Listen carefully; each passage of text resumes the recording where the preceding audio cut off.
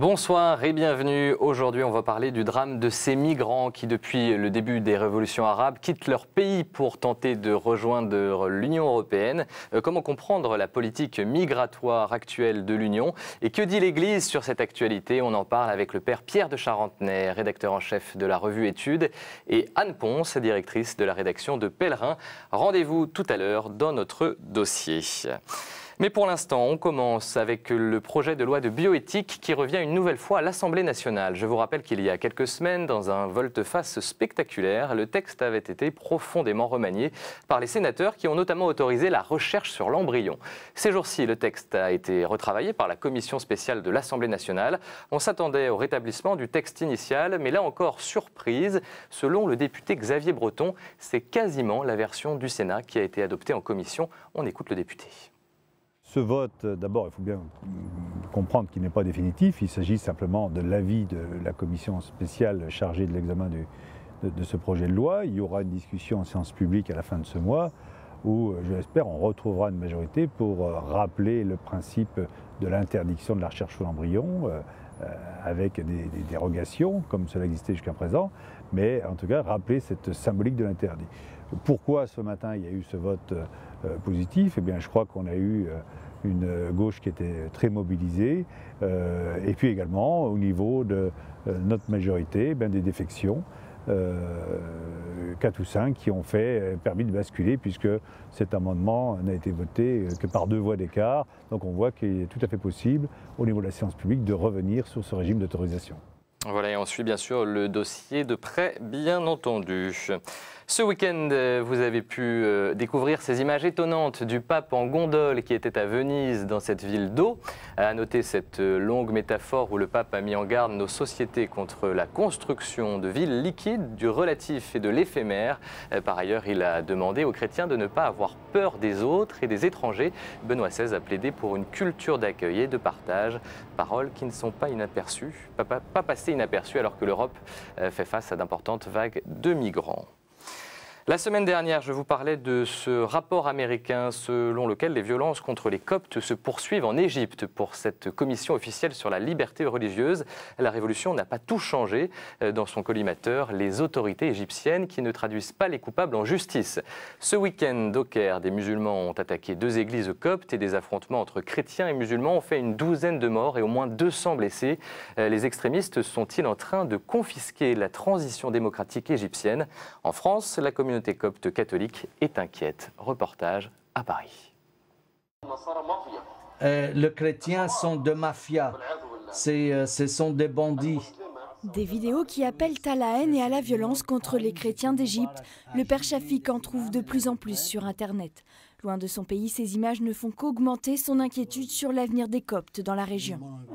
L'appel à la haine, à la violence, au meurtre, c'est-à-dire il dit il faut libérer, il faut tuer ces gens-là. Et il semble que la situation se radicalise chaque jour un peu plus. Dans les quartiers défavorisés où la majorité de la population est illettrée, de plus en plus d'imams radicaux prônent la haine et la violence contre les chrétiens. Une source d'inquiétude grandissante pour le père Shafik et ses paroissiens. Avec la présence de groupes salafistes qui ont changé l'atmosphère de cette unité nationale, de ce rêve de cette espérance. Ça me révolte un peu en fait quand je vois des choses comme ça à la télé et ça arrive trop souvent et les gens le savent et c'est comme si en fait voilà on faisait rien pour arrêter ça quoi. On a pas mal de familles là-bas et vu avoir peur. Et comme nous sommes chrétiens, j'ai déjà dit à mes fidèles dimanche dernier, nous sommes chrétiens, nous sommes obligés, sinon ça ne sert à rien d'être chrétien, obligés de pardonner. Pour ces catholiques qui vivent si loin de leur pays, la révolution de février commence à avoir un goût amer. Mais tous gardent encore l'espoir qu'un jour, musulmans et chrétiens vivront en paix en Égypte. C'est triste, après le rêve de la révolution et après aussi la joie de trouver tous les chrétiens et les musulmans comme égyptiens. J'étais tellement fier de cette révolution de jeunes. Et malheureusement, le printemps est devenu un temps un peu court. Et en Syrie, ces jours-ci, certains rapportent même que dans les manifestations, on entendrait des slogans hostiles aux chrétiens, minorité longtemps protégée par le régime alawite au pouvoir. Alors quel printemps arabe pour les chrétiens? C'était le thème de la conférence donnée ce matin par le patriarche III Younan. Vous en voyez quelques images. Le patriarche syrien catholique vit à Beyrouth. Il est responsable de 120 000 âmes à travers le monde. Ces révolutions du monde arabe sont-elles paradoxalement en train de mal tourner pour les chrétiens? On écoute la réponse du patriarche. Ici, on préfère parler de printemps arabe, mais nous continuons à espérer que ce sera vraiment un printemps et qu'elle ne soit pas changée en autre saison. Nous avons ces craintes-là qu'ils ne seront plus défendus par un régime stable, de gouvernement stable, et qu'ils seront la cible de beaucoup d'infractions et d'attaques et d'agressivité. Bien sûr, pour les chrétiens de la Syrie, par exemple, ils ont beaucoup de préhension. Et nous craignons aussi pour les réfugiés chrétiens en Syrie, surtout ceux qui viennent de l'Irak. Et ils seront vraiment touchés parce qu'ils sont disons, partie de la population la plus vulnérable. Voilà, dans le reste de l'actualité en France, mardi à Rennes, les 4 évêques de Bretagne ont lancé un fonds de soutien SPI Braise. SPI comme cette large voile qui permet aux voiliers d'aller plus vite sur la mer, et Braise qui veut dire Bretagne en breton. Un fonds de dotation pour les jeunes bretons sans notion de religion. L'idée de financer des initiatives en faveur des jeunes en difficulté avec le soutien d'entreprises de la région. Les explications de Monseigneur Denis Moutel, l'évêque de Saint-Brieuc et Tréguier. L'idée, c'est de rapprocher des personnes, et des entreprises, des mécènes intéressés par la croissance humaine, économique aussi, professionnelle de la Bretagne et de la vie de la société en Bretagne, et des jeunes qui sont parfois en souffrance parce qu'ils ont des idées, ils ont un désir, ils ont des rêves, mais pas toujours les moyens de le réaliser. Direction Reims maintenant, qui cette année fête l'anniversaire de sa cathédrale. La première pierre a été bénie par l'archevêque de Reims il y a tout juste 800 ans. Cathédrale qui fut le berceau du Sacre des Rois de France, mais aussi le lieu de la réconciliation franco-allemande, on l'oublie parfois. Par ailleurs, samedi, la cathédrale restera ouverte tard dans la nuit pour une animation artistique et religieuse à l'occasion de la 5e nuit des cathédrales, nuit à laquelle participent plusieurs cathédrales françaises, belges et luxembourgeoises. Le festival de Cannes maintenant qui a débuté cette semaine avec ses stars, ses paillettes, ses fêtes, mais aussi son jury écuménique présent sur la croisette depuis 1974. Il est l'un des 3 jurys autorisés à remettre des prix de la compétition officielle. Parmi les films qui pourraient retenir son attention, celui des frères Dardenne. Vous en voyez quelques images, un extrait. Le gamin au vélo, l'histoire d'un enfant abandonné qui tente de retrouver son père.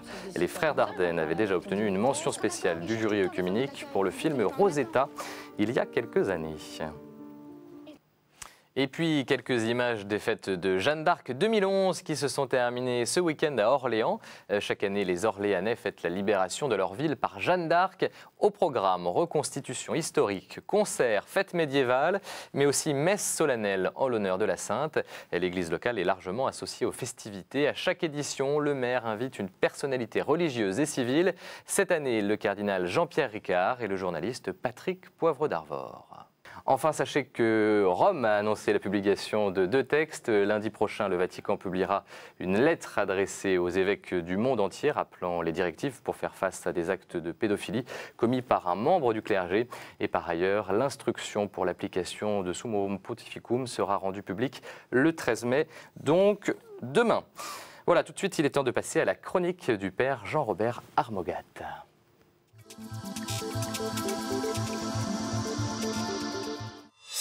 De retour d'une semaine de solitude, j'ai trouvé l'actualité extrêmement morose et j'ai hésité sur le sujet d'une chronique. Mais un entrefilet du journal La Croix m'a fait réfléchir. 1/3 des aliments produits chaque année pour la consommation humaine est perdu ou gaspillé. Alors il est légitime de se scandaliser de ce 1,3 milliard de tonnes préparées pour la nourriture et jetées. Mais l'annonce du consumérisme, du gaspillage des pays industriels n'est pas quelque chose de nouveau. Et on ne réglera pas le problème de la faim dans le monde par un simple transfert des zones riches vers les zones démunies. Mais là où le communiqué de la FAO, le Fonds des Nations Unies pour l'alimentation, là où le communiqué de la FAO est extrêmement intéressant, c'est qu'il nous apprend que cet énorme gaspillage se produit à part égale dans les pays industriels et dans les pays en développement. Plus d'un demi-milliard de tonnes de nourriture sont gaspillées dans les pays qui connaissent des difficultés. Alors, la raison principale de ce gaspillage dans les pays riches tient au principe de précaution. Nous jetons de nombreux produits dont la date limite d'utilisation est dépassée et nous appliquons des normes d'hygiène de qualité dont on ne peut que se réjouir pour notre santé, mais qui conduisent à d'énormes gaspillages. Or, il en va de même, mais pour de toutes autres raisons, dans les pays en développement. La cause en est la mauvaise qualité des chaînes d'approvisionnement, l'absence de camions réfrigérés, les délais de transport des marchandises, la mauvaise qualité des conditionnements, etc. Il y a matière à réflexion sur le type d'aide au développement qui doit être mise en place. Globalement, beaucoup de ces pays pourraient s'auto-suffire en alimentation. Il faut gérer l'aide d'une manière qui rende cette autonomie possible. Et c'est sur les structures de distribution que l'effort doit porter. C'est une nouvelle qui est porteuse d'espoir et qui m'a paru rompre avec la morosité de notre actualité nationale. Merci Père Armogat. Tout de suite, un coup d'œil à quelques-unes de vos hebdos chrétiens ce jeudi.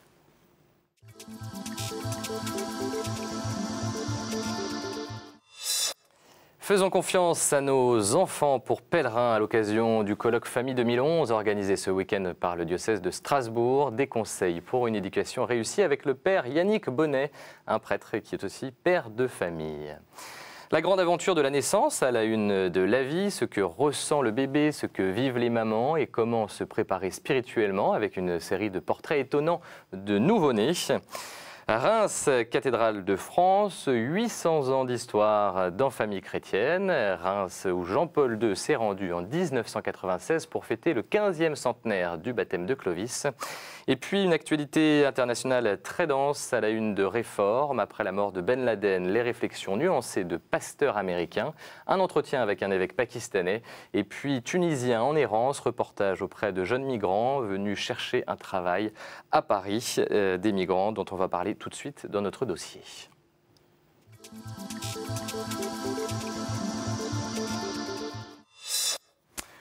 Notre dossier, donc, l'Europe cherche à mettre en œuvre une protection drastique qui ne va pas toujours dans le sens de la justice et qui devient source d'exclusion et de discrimination. Le message est clair, c'est celui des évêques du Maghreb, d'Espagne et de France qui étaient réunis à Tunis.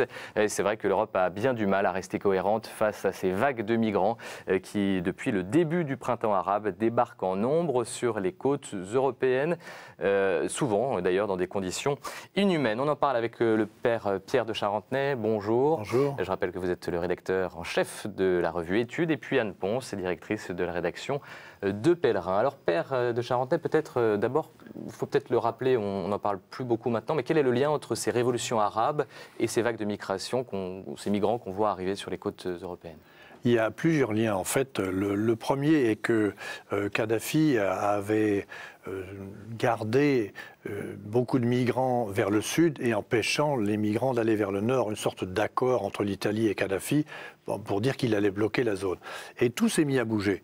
En Tunisie, ça bouge, en Libye, ça bouge, en Égypte, ça bouge. Et tout ça fait que des populations vont commencer à bouger, dont une certaine partie va chercher à aller vers le nord. C'est tout à fait compréhensible quand les populations commencent à circuler. La Tunisie fait face à l'afflux de 250 000 Libyens alors que l'Europe en refuse 25 000. Il y a de quoi s'interroger sur les fondements de notre politique. C'est ce que rappelle Monseigneur Sentier, l'évêque de Créteil. Ce n'est pas le seul à le rappeler. Anne Ponce, quel regard vous portez sur ce qui se passe et sur ce que dit l'Église sur cette actualité ?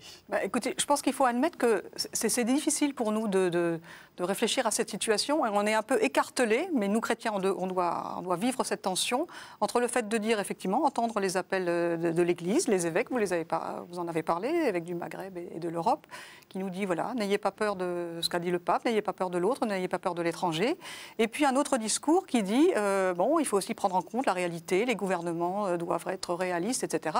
Et taxe parfois les chrétiens, pour bien le dire, de naïveté. Voilà. Alors on est pris un peu entre cet écart, mais c'est notre devoir à nous, chrétiens, d'affronter cette tension-là. Et comment on comble cet écart, Père de Charentenay ? C'est tout le rapport entre des principes et la réalité qu'il faut vivre. Une réalité ne peut pas vivre sans ses principes.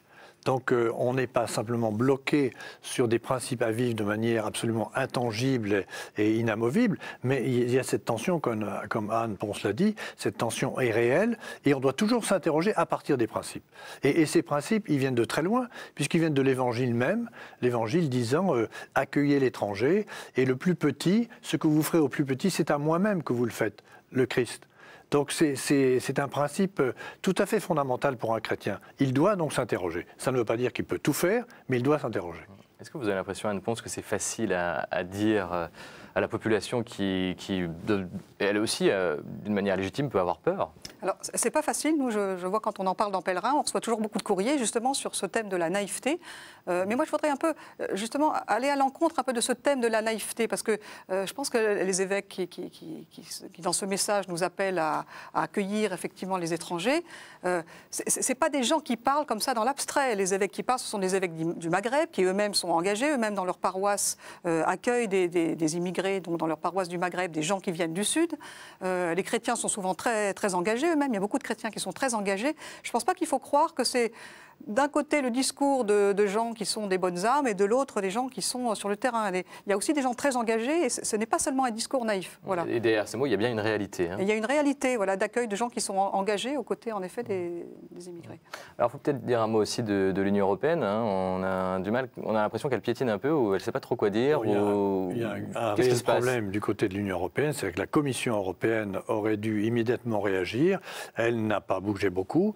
Au contraire, elle a plutôt tendance à détricoter les politiques communes, notamment celle de Schengen, qui est une politique formidable de libre circulation, pour donner crédit à une demande de la France d'interdire le passage, éventuellement à d'autres pays. Ça, c'est un gros problème. En fait, parce que je pense que Bruxelles et la Commission de Bruxelles ne prend pas ses responsabilités, qui auraient été de constituer un véritable groupe de travail sur la question des migrants qui arrivent, pas en si grand nombre qu'on le dit, c'est-à-dire on agite des grands épouvantails, c'est pas en si grand nombre, et puis quand même, nous avons des moyens financiers, il faut être capable de nous mobiliser pour accueillir un certain nombre de personnes, voire quelques milliers, dizaines de milliers de personnes qui sont dans des situations dramatiques. Mais la responsabilité, elle est d'abord à Bruxelles, qui doit aider les gouvernements locaux à gérer cette situation, et malheureusement, la Commission de Bruxelles n'a pas fait son travail. Anne Ponce. Oui, il faut bien dire qu'il y a à la fois aujourd'hui une situation de crise qu'il faut gérer, et comme le disent les évêques de la Commission Maghreb-Europe, il faut aussi gérer après dans le moyen terme, c'est-à-dire aider aussi ces pays. Bon, ça sera long, c'est vrai que les révolutions Tunisie, ça a fait notre admiration, mais soyons réalistes, on sait aussi que ça sera long pour établir la démocratie, pour le développement économique. Donc voilà, et là, on a une situation de crise à gérer, c'est vrai. D'autant que les pays ne sont pas seuls. Hein. Enfin, parfois, on a l'impression qu'ils se sentent seuls. Je prends le cas de Malte. Forcément, ils sont en pleine Méditerranée, donc ils doivent accueillir beaucoup de gens par rapport à leur capacité. Mais derrière, il y a quand même beaucoup de pays au sein de l'Union européenne. Oui, Malte et l'Italie ne sont pas voués forcément à tout faire. Et c'est là qu'on doit leur donner les moyens de le faire, éventuellement à transférer un certain nombre de réfugiés qui sont dans des situations dramatiques, à les transférer ailleurs. Il y a quelques centaines de Tunisiens à Paris en ce moment. C'est quand même incroyable que Paris ne soit pas capable de les accueillir. Alors on dirait, vous allez accueillir toute la misère du monde. Non, il ne s'agit pas d'accueillir toute la misère du monde, mais quelques centaines de gens, peut-être qu'on peut se bouger. Et là, on est tellement habitué à notre rythme de vie, à notre confort, qu'on ne bouge pas. Et là, je crois qu'on a une véritable interrogation et que les chrétiens ont raison de le poser à l'ensemble de la population. Alors bien sûr, quelquefois, ils ont eux-mêmes du mal à s'interroger sur ce plan, mais il faudrait qu'ils essayent de s'interroger un peu plus profondément là-dessus. Je crois que ce qui est difficile aussi, mais en même temps c'est dynamique, c'est que on est dans toute une révolution un peu de la façon dont on voit ces pays-là et la population de ces pays-là. Avant, pour nous, les populations du Maghreb, ces pays-là, c'était quoi? C'était des pays, des régimes autoritaires, c'est l'idée qu'on en avait. C'était les immigrés qui venaient chez nous. Et puis, pour les plus chanceux d'entre nous, c'était peut-être parfois les vacances au soleil. Voilà. Et je crois que maintenant, quand même, depuis quelques semaines et depuis quelques mois, on est obligé de changer notre regard parce qu'on voit des gens qui prennent leur destin en main, qui aspirent à la dignité sociale, à la démocratie. Voilà, donc on est dans tout ce changement-là, on voit bien qu'on est obligé de changer notre regard, mais bon, voilà, on est dans une situation un peu de crise, ça sera un peu long, et il faut trouver effectivement la façon de gérer ce moment-là. Et puis, je pense qu'il faut aussi du côté de l'Europe, pas seulement prévoir de l'aide pour des réfugiés, mais prévoir de véritables programmes d'aide à la Tunisie, à l'Égypte, peut-être à la Libye quand elle sera rétablie, dans une paix plus stable, pour qu'il y ait un véritable développement, un soutien de ces économies. Donc c'est à la fois des choses très proches, personnelles, et en même temps c'est de la géopolitique. Et les deux choses ne sont pas séparables. Et c'est pour ça qu'il faut, j'allais dire, barrer cette idée de naïveté. On est très conscient de l'ensemble des problèmes, et il faut les prendre probablement par les deux bouts, au niveau général de géopolitique et au niveau tout à fait pratique du terrain auprès duquel nous sommes. Quand on décide de raccompagner des clandestins à la frontière, alors il y a aussi un centre de rétention, en termes de coûts, est-ce que ça coûte cher? Ça aussi, c'est bon, quelque chose qu'on entend. Ça coûte évidemment de l'argent s'il faut prendre des avions. C'est peut-être plus cher que d'aider les pays sur place. Oui, mais il faut savoir, il y a réfugiés et réfugiés. Ceux qui viennent de Libye aujourd'hui, ils sont quand même dans des situations dramatiques. Ils ne peuvent pas continuer à recevoir des bombes sur la tête. Donc ils vont en Tunisie, 250 000 réfugiés en Tunisie. Bon, il y a un autre problème de la Libye, c'est qu'un certain nombre de pays qui sont des ressortissants d'Afrique subsahara remontent parce qu'ils ne peuvent plus vivre en Tunisie où vous avez du travail, donc ils viennent chez nous. Donc il y a des réfugiés politiques, il y a des réfugiés économiques, tout ça ne se traite pas de la même manière, donc il faut quand même une attention aux différents cas que l'on peut voir. On a réuni pour Pèlerin à Tunis quelques jeunes Tunisiens, justement, pour les interviewer sur la façon dont ils envisageaient l'avenir. Est-ce que certains ont envie d'immigrer, d'autres ont envie de rester au pays? C'était très intéressant parce qu'on voit qu'effectivement, ils sont partagés. Il y a beaucoup de jeunes qui ont envie de rester dans leur pays, qui disent qu'ils s'investissent dans la politique, etc.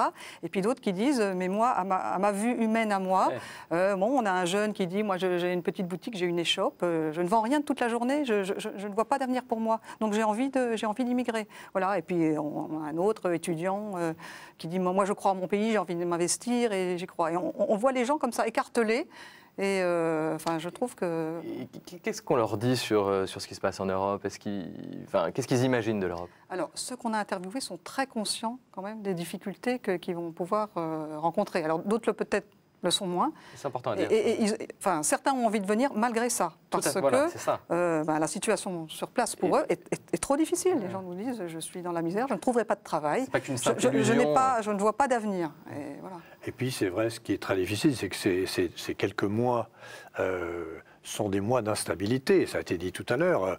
On voit bien comment tout ne va pas retomber dans une espèce de paix démocratique du jour au lendemain, alors que la démocratie n'a pas existé. Donc toutes les forces du mal qui peuvent exister dans des pays comme ça ressortent, cherchent à prendre du pouvoir, et donc on a des mois d'instabilité. Du coup, c'est un peu biaisant pour nous quand on voit ça de l'Occident. Oui, mais alors on a certainement un certain devoir d'accueil pendant quelques temps qui est indispensable tant que la situation ne se stabilise pas. Mais il faut une certaine patience, pour eux évidemment, mais pour nous aussi. Oui.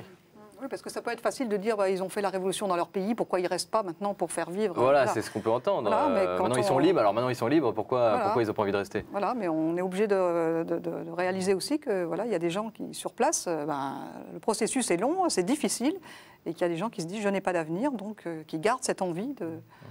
Et là, je trouve que la chose la plus dangereuse serait d'être trop pressé. Parce qu'en disant, bon, alors, trouver une solution, on fait des élections demain. Mais faire des élections demain, c'est laisser la place à ceux qui sont tout à fait organisés, c'est-à-dire les anciens, les anciens pouvoirs qui ne sont là qu'à attendre à reprendre la place. Alors il faut plutôt laisser mûrir les choses progressivement, mais avec une certaine patience. Il faut accepter cette instabilité. D'où cette instabilité.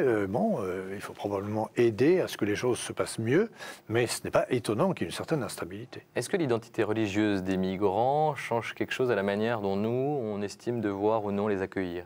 Bien sûr, je pense qu'il ne faut pas se cacher la face. Je pense qu'effectivement, la peur de l'islamisme et donc aussi, du coup, la peur de l'islam joue en effet un rôle dans le fait qu'il y a une certaine peur devant l'afflux des immigrés. Ça, je pense que c'est vrai. Donc si on a peur de l'islam en France, on aura peur aussi de les voir arriver. Là, en ce moment, c'est surtout l'idée que les immigrés, on n'en veut pas trop, on a déjà des problèmes, donc voilà, qu'ils gardent leurs problèmes pour eux.